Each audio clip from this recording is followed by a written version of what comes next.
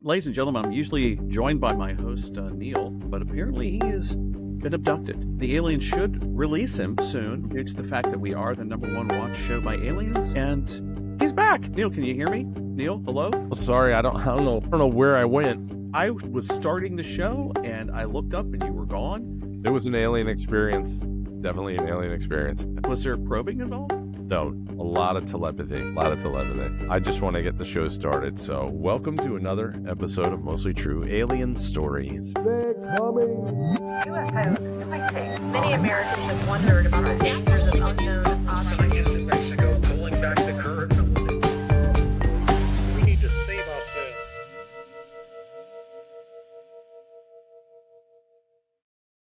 Welcome back to another episode of Mostly True Alien Stories. This is the podcast where we dig into some of the wildest alien encounters that are ever reported, and we ask that big question always, Andrew, is it mostly true or not? And this is my co-host, Andrew Triana. Hi, Andrew. Hey, Neal, what's happening? What's going It's down? good to see you, buddy. Always a pleasure to see you. I feel like I haven't seen you for a couple days. It's been 2 days. Yeah, it's been we 2 kind of days. talk every day. Right. So it's like, yeah, it's good. It Yeah. feels like a long time. It really I know. does You know feel what? like a long time. But we like each other so much that we really feel like we don't see each other when we don't talk, Yeah. and we miss each But it's other. always like we pick up where we left off.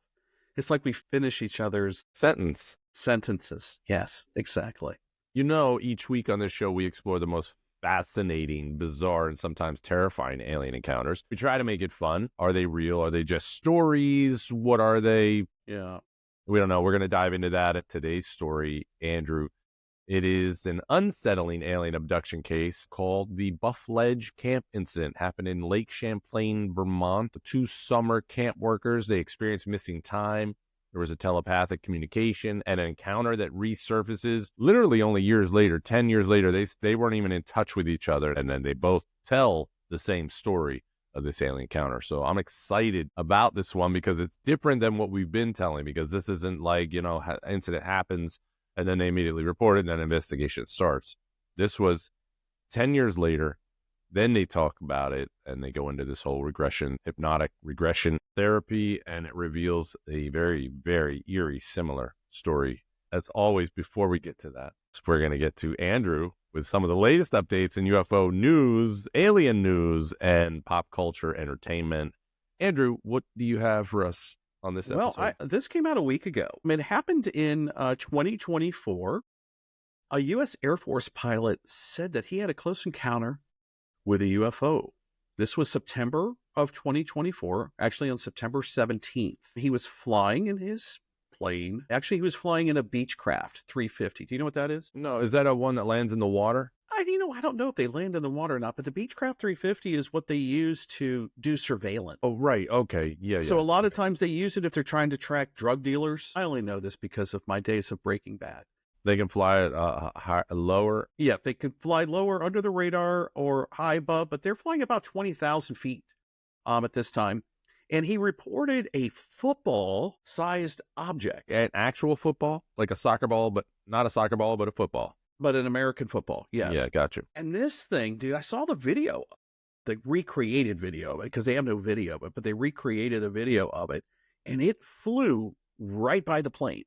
I mean, amazing. So what we have is the audio recording, and these guys are like, holy shit, that thing almost hit our wing. No, they didn't sound like that, but I just wanted to make it sound better. They're like, golly, that thing came by, flew by, almost took our wing off. So the call was made around 2:30 p.m. okay. The pilot tried to get a visual of the object, but failed to do so. Okay, so they didn't get the visual, but they had the audio, and it was him and it was there other pilots? Yeah, other pilot, and then the air traffic control guy. He said, I've got my sensor operator looking for it on the camera right now.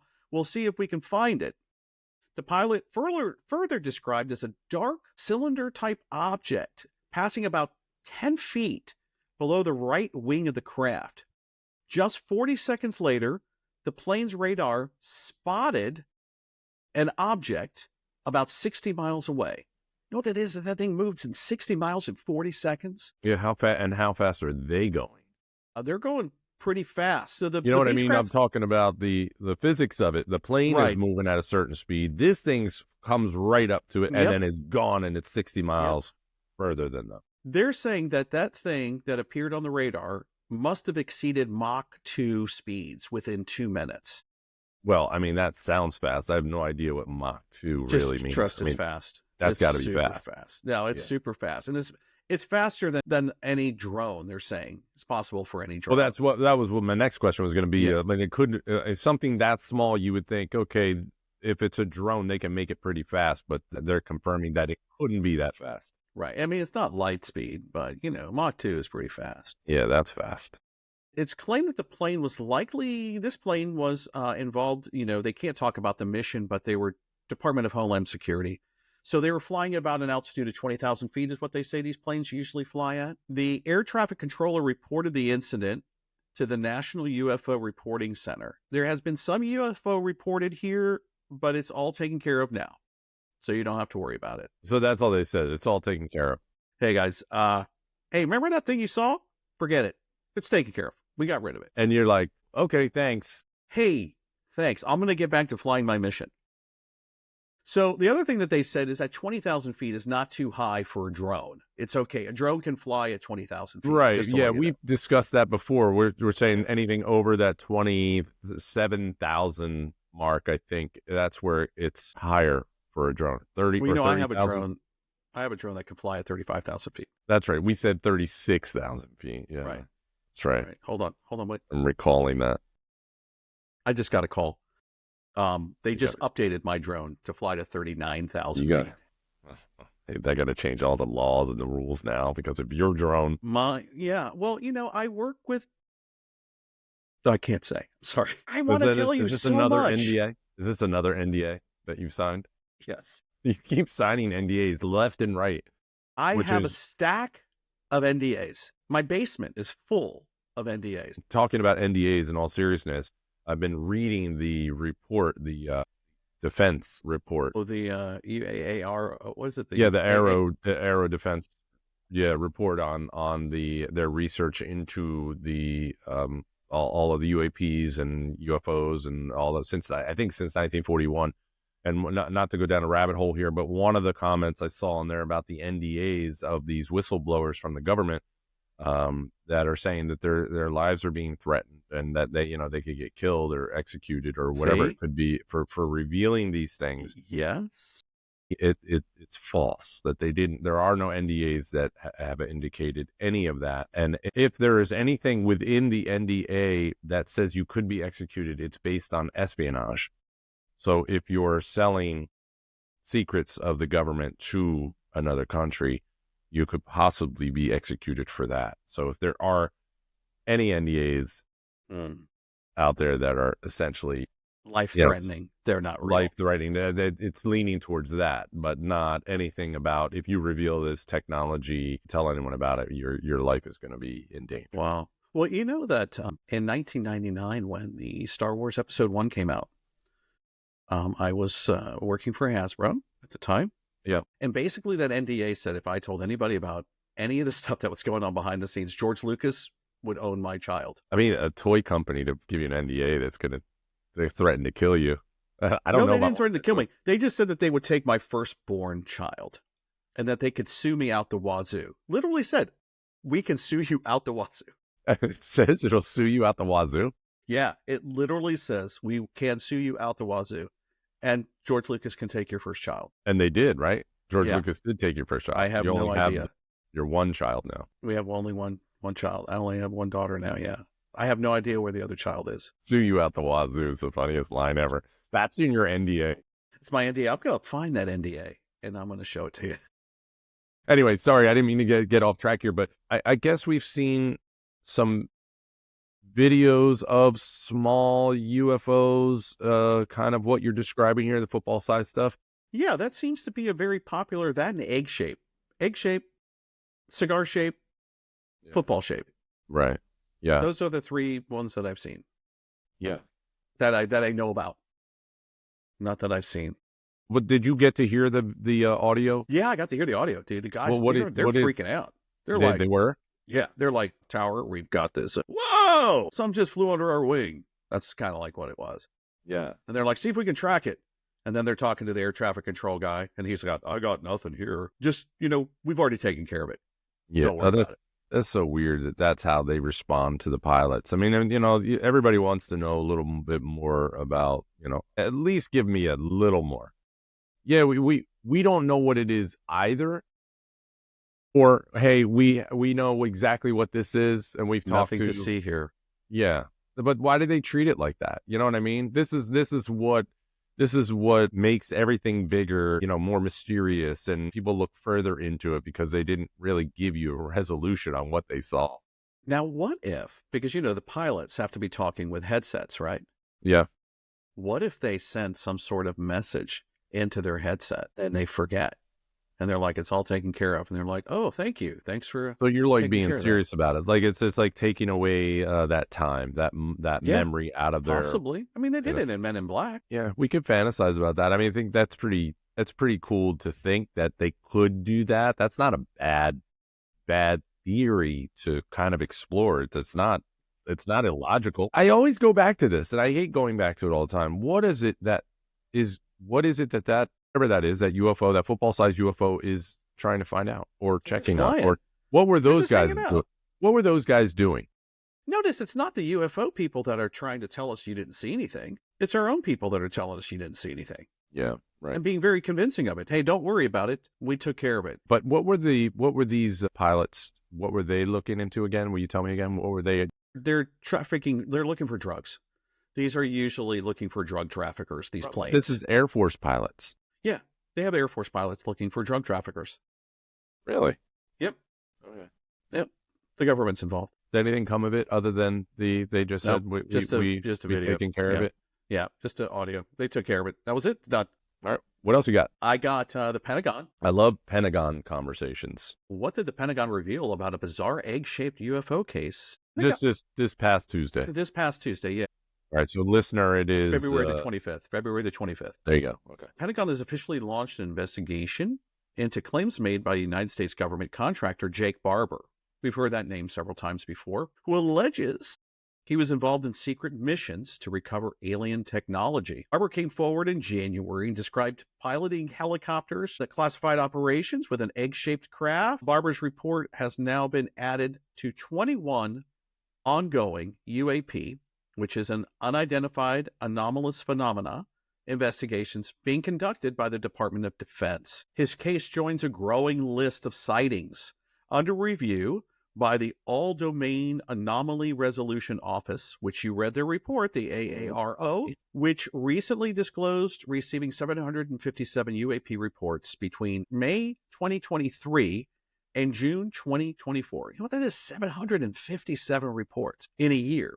Among these cases, 272 incidents occurred before May 2023, but have never been publicly acknowledged until now. As I'm reading this report, they don't put anybody's names in there to protect their anonymity. Their identity, right? But you know exactly who they're referring to when they say this interviewee or this subject, right, XYZ reported. This was and then they go into, this was a very well organized report. And this is only volume 1. Volume 2 is coming out, I think, later. But volume 1 clearly talks about this stuff about, and I'm going to use Barber's name, exactly what you just told us he said that he had done, right? He was moving technology. They said this is untrue and unfounded, and that there is, and that I don't know if I'm understanding exactly the wording that they're saying in this report, but it basically says that the interviewee basically even admitted or signed an affidavit saying that it wasn't true. Yeah. So I'm not sure what is happening here with this conversation. Can I just close it with this? It's taken care of. Don't worry about it. That's what it says. That'll be my line for everything. Is this a mostly true alien story? Don't worry about it. It's taken care of. Taken care of. It's just taken care of. I mean, that's the thing. It's so crazy. So the article goes on to say, currently our military personnel cannot submit reports directly. So the military can't give reports directly to the AARO, though their chain of command, while civilian pilots are instructed to notify air traffic control which then relays information to the Federal Aviation Administration. It's just like, hi, I just saw a UFO. It just flew by my plane. I'm sorry, sir. I can't talk to you about this. Can you report this to the Department of Defense? Thank you. Yeah. Hi, this is the Department of Defense. Yeah, a UFO. Oh, I'm sorry, sir. I'm going to stop you right there. Can you report this to? It's like, until they get to the last guy, the guy's like, yeah, tell me about the UFO. Well, yeah, it flew by me at supersonic speed. Yeah, I mean, it was crazy. And he's talking Don't to worry some about guy in the basement down in, And the guy goes, don't worry about it. It's all taken care of. Yeah. You know what? Why are the sightings often accompanied by these vague or inconclusive statements from the government? Why not just come out and go, yes, this guy lost his fucking mind. Right. Just label people. Just label them. That guy is whacked out of his head. He doesn't know what he's talking about. Yeah, exactly. So, he's got Lego buildings in his office, and he's got Star Trek. He flies the ship around when nobody's looking. In his underwear. Plays the sound in his Star Trek underwear. Okay, that's all interesting, man. I actually love the conversation about the egg-shaped ship. I don't know. I think that technology has got to be badass if it really exists. The little exists. ship with the little guy where he slept. They put him in that awful thing. That's all horrible. I know. How do they treat that guy? How do you think that alien feels? Yeah, he's alone. He's like, look, if I go on another mission, I need a better bed. Don't worry about it, alien. It's all taken care of. It's all taken care of. All right, cool. What else? This is good.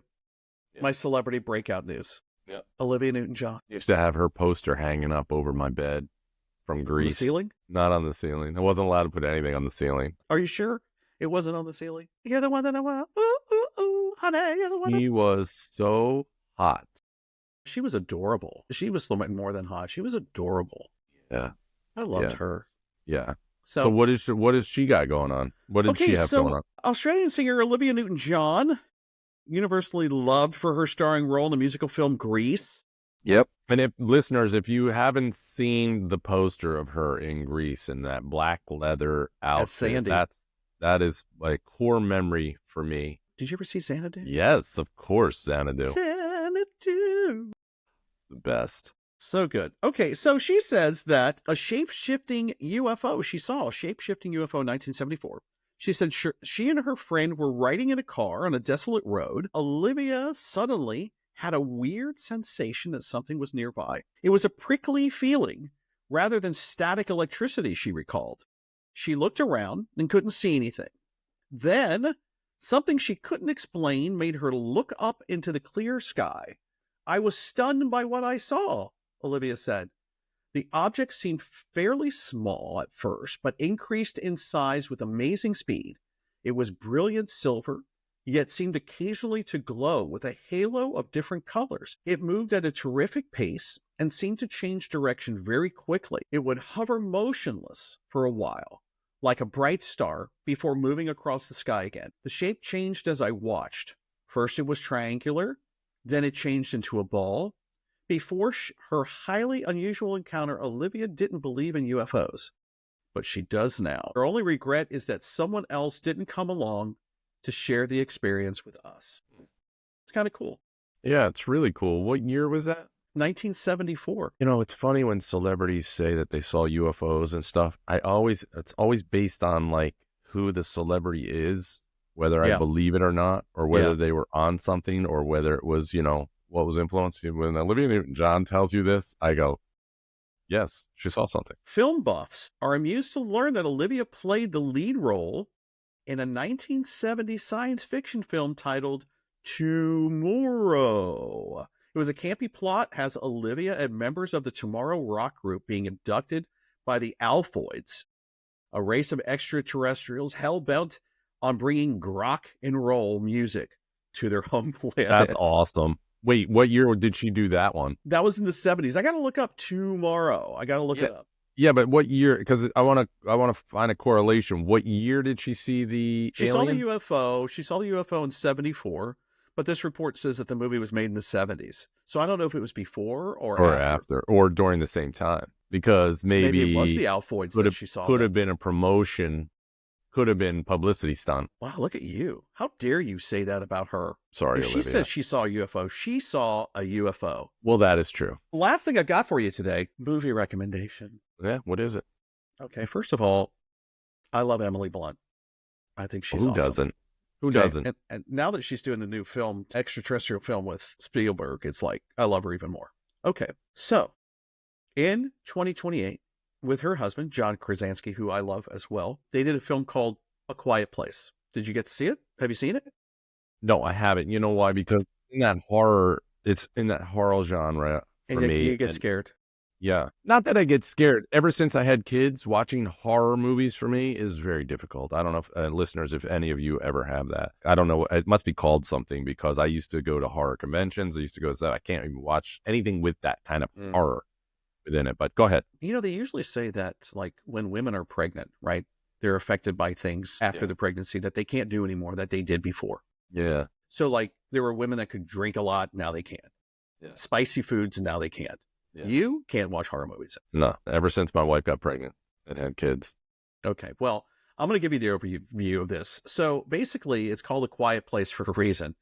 If you make a sound, if they hear you, they hunt you. Like So if any you're sound. Like what, well, like even anything above the rustling of a leaf. that's it. You're dead. But say you're walking quietly, right? And all of a sudden you hear, dead. Wow. Yeah. So if you farted, so If you're I farted, you're and- dead. you're Right. dead. Yeah. So if you haven't seen this film, it did come out in 2018. It's so scary. And these aliens are not nice. They're just not nice. And so I wonder, like, if you have to be quiet like that, what's the point of even living anymore? Like when you just go, hey, I just get eaten and be done with it. I mean, I think you can use it to your advantage, can't you? To trap and kill them. I would set up all kinds of quiet traps, and that make noise, and that they come to that spot and boom, dead bitch. Yeah, but there's like hundreds of thousands of them. It's like, I Well, got how one. did they get there? How did they get there? They landed They came from another planet. space, from another planet So for what reason? to eat us for food. See, this is the thing. Like, I don't like how. Nobody knows. I don't know. No, okay, but no. My point is that why are these alien movies becoming these predatory things? Where rather than an intelligent aspect to it, where every alien that comes, I guess it makes for a better story for sure, more dramatic. But if they're coming here for no other reason than to just kill people, Okay. I'm going to rewrite Quiet Place. Are you ready? Here it is. make it a loud place. Make it that the aliens can't hear us. They can't hear us, and we're like, "Hey, buddy, hey, See buddy." this- Hey, buddy. No. Say that the scene is this. So we're setting up the beginning of the film. It's an Italian restaurant. I like it so far. It's really loud. Waiters are screaming at each other. These aliens arrive and they go, enjoy the food. They're just nice about. They're just telling us to enjoy And they're the like, food. you guys, please just enjoy the food. Think about where you are. Look at this beautiful atmosphere we've created for you. Enjoy the food. Now let's change that scene. Everyone's at the Italian restaurant. They get served. It's like, oh, this is so good. Oh, come on. And aliens come. They just kill them. Just kill them. And then it goes to the scene of the aliens eating pasta. And they're like, why weren't they quiet? It's so much better when it's quiet. Maybe there's an angle here that maybe the aliens love Italian food. Maybe that's what it is. We call it alien Italiano. Hey, mambo. I think we're a little bit onto something. We got to work it out a little bit more. We got it. Yeah. Well, I'm going to work it out. We'll have it in another 17 episodes. We'll have it by then. That's right. We'll do a big reveal of a rewrite of The Quiet Place. But they're going to love us.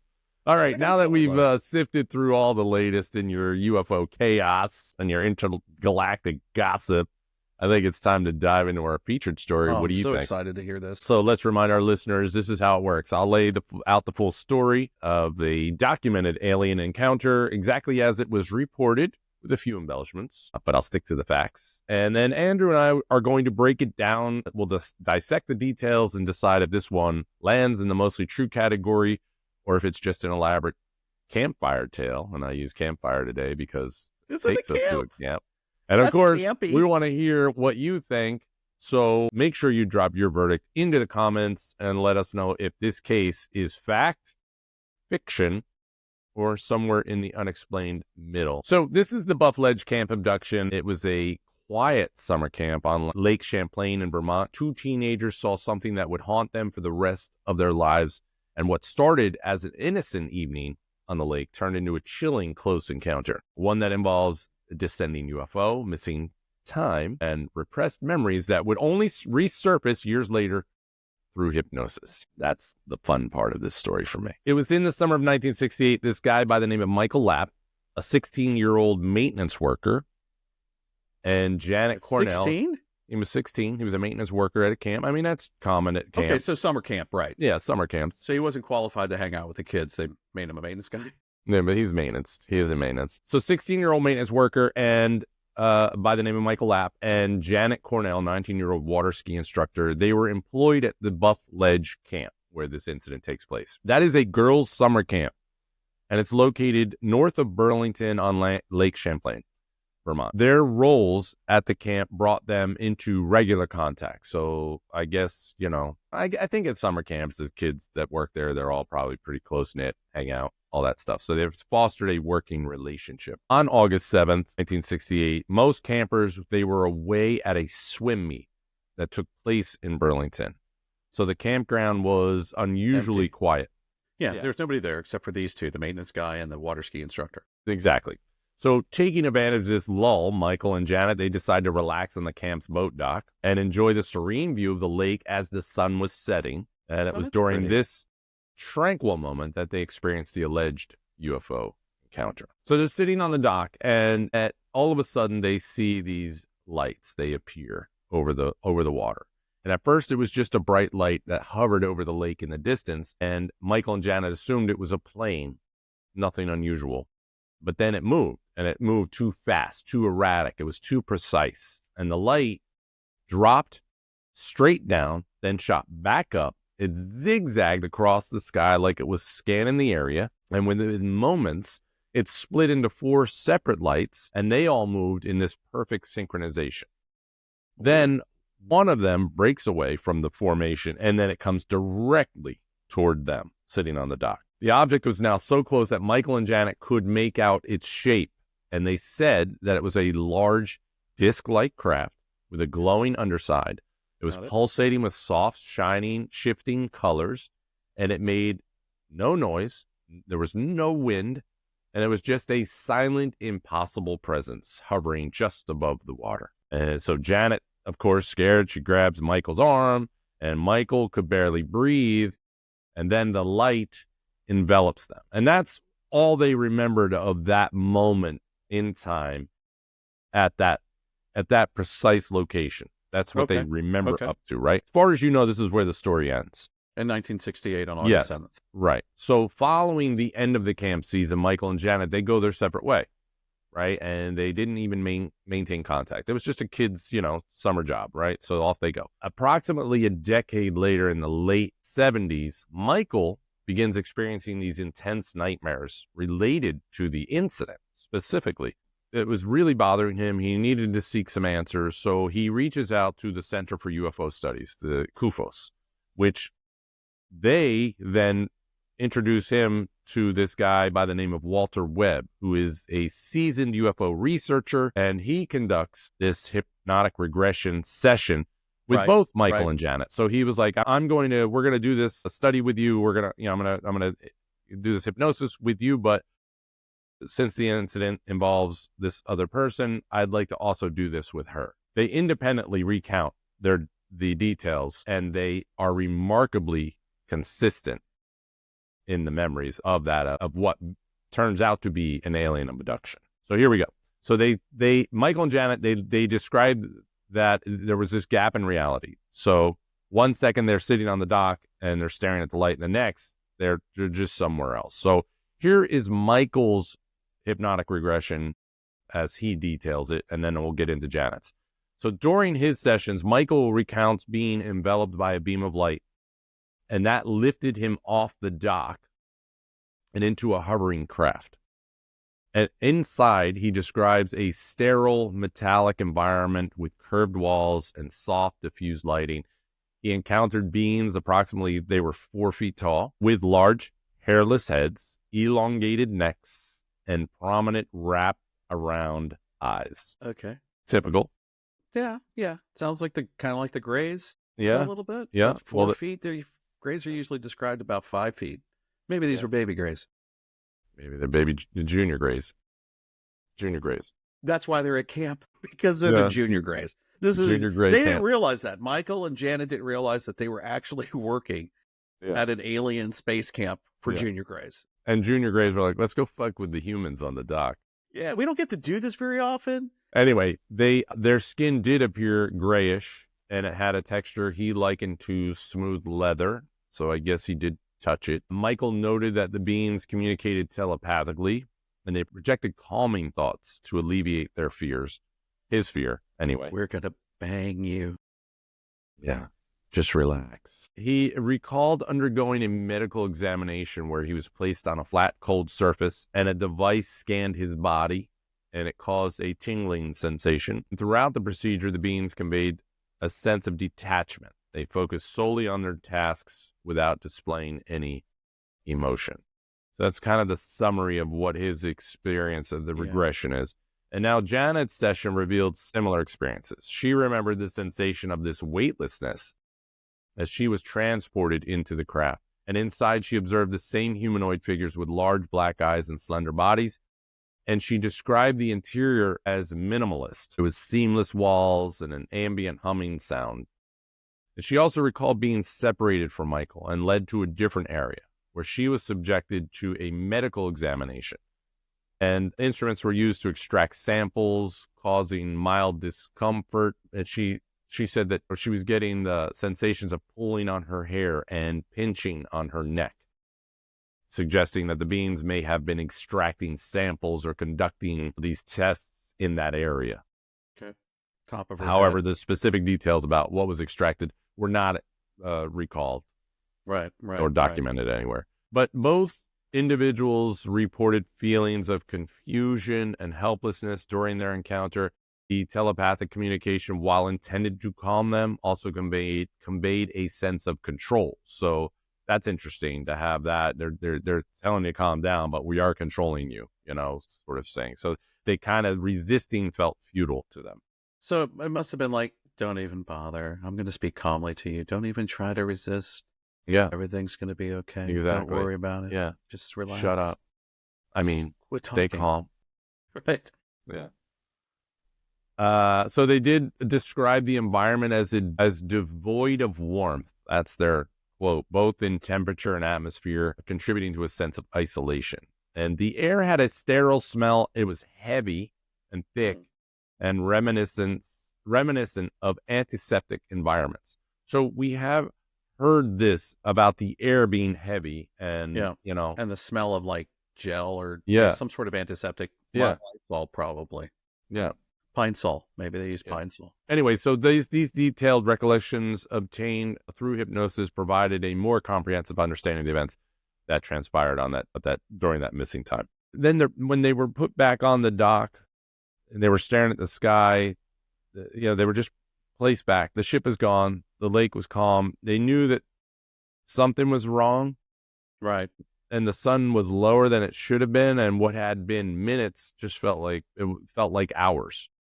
So they never spoke about it. They just sat there. They stared at nothing. And the weight of the experience couldn't fully remember pressing down on them until they did this transregression hypnotherapy 10 years later. The investigation was only done by this Dr. Walter Webb. He was a UFO investigator, spent years documenting their case, and he concluded that their experience had too many similarities to other abduction cases to be ignored. The CUFOS, Center for UFO Studies, they took an interest in this case and just added it to their files as one of their more compelling abduction cases of the era. And local law enforcement and psychologists found no evidence of deception, and both Michael and Janet passed multiple psychological evaluations. I don't know. There they weren't the only ones who had seen strange lights over Lake Champlain. In the years that followed, there were several other sightings reported. And there were strange crafts descending into the water, unexplained beams of light scanning the forests, and even missing time experiences from other locals. So that's our story. That's the details I have, and I'm going to hand it over to you, as we always do, Andrew, and I'd like you to weigh in on whether you think this is a mostly true alien story or not. Okay, so for 10 years, Michael, he actually had nightmares and stuff for 10 years. Finally, after 10 years, he decided that he was going to reach out to somebody, and that's when he reached out and they got him in touch with Walter Webb. So Walter Webb started doing the talking to them. He initially spoke to them together, and then he would talk to them separately. He investigated this thing for 5 years. He ended up writing a book, 300-page book called Encounter at Buff Ledge. So when did that come out? That must have come out in the early 80s, I believe. But he wrote the book. I think you can get it on Amazon. I think you can actually purchase the book on Amazon, called Encounter at Buff Ledge.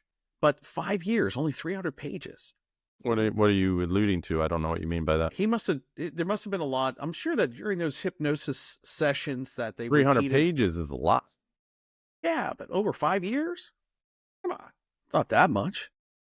I mean, think about this. The unabridged version of Les Miserables is 1,800 pages long. Mm-hmm. That's not an alien experience, though. No, but it's, different little revolutions that happened during France, in the 1800s. So it's like... Yeah, I don't know. I'm not going to go there. You know what? How much can he write about the investigation of this? Did he add other incidences in that happened around the area? I'd have to read the book. But anyway, so they were taken aboard the ship, right? And this is interesting. This is one of the things that was recalled in their hypnosis. Michael saw her on a table before it disappeared and he couldn't see her anymore. And he asked them, "What are you doing to her?" And they said... This is according to the book? This is according to the book, and to what they got, it says spawning consciousness. What does that even mean? Well, it could mean several things. It could be giving her the idea. So she said she felt uncomfortable. It could be mixing DNAs. They could have been taking eggs from her, possibly, to from create... her neck? Well, she said maybe she the felt... DNA taking her hair. Taking her hair, but she felt uncomfortable in other areas of her body as well. So she said. So they could have been trying to create a mutant child. I don't know. Possibly. Those junior greys, they're wacky. So much different than the adult greys. Junior greys. Maybe they were doing, you know what? I'm thinking that the junior greys took them for they had science club later on that week. And they were like, we need something good for science club. Now, another thing that I found fascinating was that Michael, in one of his hypnotic things, said that they put a helmet on him. And the helmet had wires coming out of it, which was very similar to Antonio. Yeah. Zanfretta? I think was it was that Zanfretta, right? Zanfretta did the helmet? No. The Italian guard? The security guard? I can't remember. My memory's wiped every time. It's like Severance. I'm like, yeah, I don't recall anything from any other Okay, episode. so he had the helmet on. He had a helmet put on him too. Yeah, but he did say that they spoke to him telepathically, and it was calming. They told him, "We're not going to hurt you. Just relax." Yeah, right. That's it. Yeah, I told you that already. Clean the planet. I told you that already. Did you know they said clean the planet? They did not say that. No, they didn't say. Floss your teeth. They didn't say anything like that. They gave him a little bag when they left that had dental floss.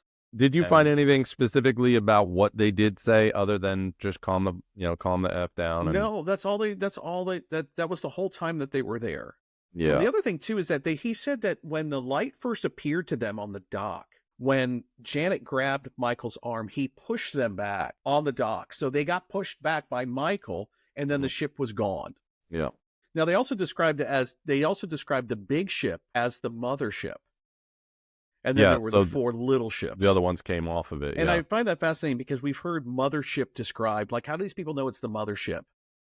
Well, I think that's the only way we can explain it. If something's coming from something that's bigger, then you would just refer to it as a mothership. Why? What else? What else? Why would not we call just it? a big ship? There was a big ship. It was a big brother ship. And then the little brothers came off of it. Yeah, there's not, as I dug into the story, there wasn't a whole lot out there. I mean, you basically covered everything. I found a couple little things, but there was not a lot on this. I need to read the book, the 300-page book. It is unlike any others that we have been telling, because Right. I didn't find anything that could debunk it. But I'll get to that. But is there any other key points that you found that you I find that this I think they experienced something. Wait a minute. Are we getting to the portion where you weigh in on whether this is a mostly true alien story or not? I think I'm getting there. Okay, well, ladies and gentlemen, at this point, now, as we always do in this show, we're going to weigh in on whether we think it's a mostly true alien story or not, and I'm going to hand it to Andrew, who is now going to tell me whether he thinks it's a mostly true alien story or not, based on everything we've discussed right now and what we could find. What do you think? I need more information on this. I need to talk to Michael or Janet. But I'm not letting you off that easy right now. You know why? I know you're a non-believer, but here is the thing. You can't just say I need more information. That's not how this show works. It is based on what we've just discussed now, currently, during this 1 hour, within this 1 hour time. What do you think, based on what we've discussed, do you think this is a mostly true alien story or not? No. I think there were two kids that were out on the dock. I think Michael slipped her a Quaalude. He's 1968. like, I'm 16. She's 19. She doesn't really like me like that, but now she will like me like that. I think it was the first roofie experience that was recorded and then said it was an alien experience. I think the lights coming were the people coming back from camp and they got caught. He pushed them back. They never spoke about it. Isn't that weird? It wasn't like it was the last day of camp and they went their separate ways. I don't believe this is a mostly true alien story. I mean, the fact that they never discussed it, they never talked afterwards, I find that really weird, to make sure that that's what they're saying. They never spoke of this at the camp. And then the camp ended and they went their separate ways. Oh, come on. Come on. So you're thinking that they got together 10 years later and said, hey, remember that time on the dock? Why don't we just say that we had a UFO? I don't think there's aliens involved. Come on. All right. Come well, on. there you go. Freda's story was better. I'm surprised. I thought for sure, based on all of this and all of the lack of information on the outskirts Well, that's of the this thing. There's story. no information. I mean, even with the other stories that we've discussed, there's been information. I've been able to find stuff on it. There's nothing to find on this story. Yeah, very good. Andrew says this is not a mostly true alien story. And how buff was this guy anyway? Why was he at Buff Ledge? It's an all-girls camp. Why is he there? I think Michael's a creep, though. Is he alive still? You actually hate Michael. I hate Michael. You hate Michael. Michael, if you're listening, come on our show and tell us what happened. Mm-hmm. Tell us about your regressed hypnosis stuff that you've had, and tell us about the aliens, the junior Grace, and their science projects. Lay it on us right now. Yeah, all right. Well, I don't believe it. I'm sorry. Right. I don't believe it. We've had better stories. I mean, as far as with details and stuff that I don't believe. So with less information, no. All right. Well, I appreciate the details that you did share to fill in some of the gaps there. In fact, I want to go back to that time in 1968. To those camps were different then, right? So those types of camps. This was an all girls camp. I'm assuming it's a sleepaway camp. I don't think it's a sleepaway. It's a sleepaway. It's definitely a sleepaway camp. Yeah, that I did see. So they're employing these high school, just graduated high school, going to college kind of kids. It was a fun, loving time then in 1968. To be at those camps, I think that's probably was a wonderful time. And I think that young summer love happens. I was feeling like I got the sense that maybe there's something going on. They do claim that nothing was happening between the two of them. But that's romantic. Let's go down to the dock at sunset. We're all alone in the camp. Let's hang out here and let's have a good old time. Why would she's 19? He's 16. I mean, 19 and 16 at that that's not a big. Yeah, but they're going down to the dock at sunset. And it's different. Girls and guys, it's different.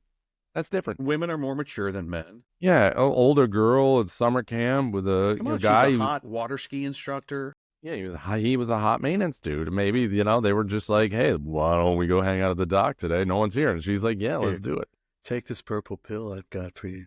Yeah, so I don't think any drugs were involved, and I do think this may have been a romantic encounter, and I think they were innocently interrupted by aliens. I believe that this is a mostly true alien story, only because I want to back it up with I've had summer jobs out of high school, and during college, where you make friends. They're your best friend's family. You may fall in love. You may have a romantic encounter, and then you go your separate ways and never talk again. You know, they hit you up on Facebook 40 years later. You're like, who the fuck are you? Or it's like, well, we Hey. made out on the dock. We have a baby. Don't you remember? This is a picture of your child. Remember me from summer camp? Yeah. Anyway, so, and I think then the fact that Michael was struggling, this encounter came back, it manifested itself, and he had been sitting on it, and it bothered him, and he's probably curious as to why this was an incident. They remember the happening. They don't remember the incident. And so it made sense as he matured. So he was 26 and he was struggling mentally with this, that he's going to seek help. He seeks help. Kufo says, yeah, this sounds legit. Let's get him help. They're not taking every nut that comes in there and recommending that they get hypnosis. And let me send you over. 1978 they might be. I don't know, but I would like to think that's how they approach. He's just been like, I love her, man. She won't answer my calls, so this is the only way to get back in touch with her. So the aliens got us. I love you so much, Janet. Janet! The way you used to water ski and move across the water. I love you. Oh, Please. Janet! Yeah. You think he went through this whole thing just to get Janet back? What did he go through? They put him under hypnosis and they came up with this whole story of alien stuff. And she did the same because she doesn't remember. He didn't talk to them together. And then they went separately for their hypnosis sessions. Yeah. You found that. I found that out. Yeah, I found that out. Now tell me about your alien abduction. I still believe that because it's 10 years later, they did do hypnosis and it revealed the same things. I'm still not. Have you watched hypnosis sessions of people being regressive hypnosis? Have you watched them? What you're talking about, like on cruise ships? No, I'm talking like for alien abduction stuff, or people that are trying to get trauma back, and when they're trying to get them to recess memories. Some of the people you totally see that they're out. Some of them, you're just like, they are making that shit up. I ain't buying it. Yeah, but you're being general. You're being Walter general, Webb is like, right? 5 years of this, the guy is still telling me the same story. I only got 300 pages in this book. This isn't going to sell for 5 years of research. Did it sell? Did he make any money? I don't know. You look that up right now while I finish my theory. I believe that was a romantic encounter on the dock. The ships did appear, that they did abduct them, that they both had the same experience. Yeah, maybe the aliens were taking DNA. Maybe there was something going on. And I want to debunk these. I really do. I mean, but I do lean towards wanting to believe them. But I there was nothing that leads me to believe that this did not happen. I don't see why these two would lie. And I don't know what they have to gain by it. But I believe that this was a mostly true alien story, Andrew. And I like the whole romantic side of the whole camp experience. And she was like, are you in? He's like, a bright light. And then, wow. They're back from dance camp. You really hate Michael. You really hate him. I know. Well, that's the Buff Ledge Camp Abduction. 2 teens, a summer night by the lake, and a UFO encounter that left them with missing time and questions that would haunt them for years. We already know that Andrew does not think this is a mostly true alien story. I believe it is a mostly true alien story, and we'd like to know what you guys think, our listeners, so weigh in on the comments. I just found this thing on talking about it when the encounter was over, when they were back on the dock. Michael said to her, don't worry about it. It's taken care of. Wow, full circle. All right, well, that's it for this episode of Mostly True Alien Stories. Please follow, subscribe, and make sure to tune in next week, as we're going to unravel some more cases and determine whether they're mostly true alien stories or not. Thank you, Andrew. Thanks. Bye, Neal. We'll see you in the next one. UFOs. I take. Many Americans have wondered about the dangers of unknown objects.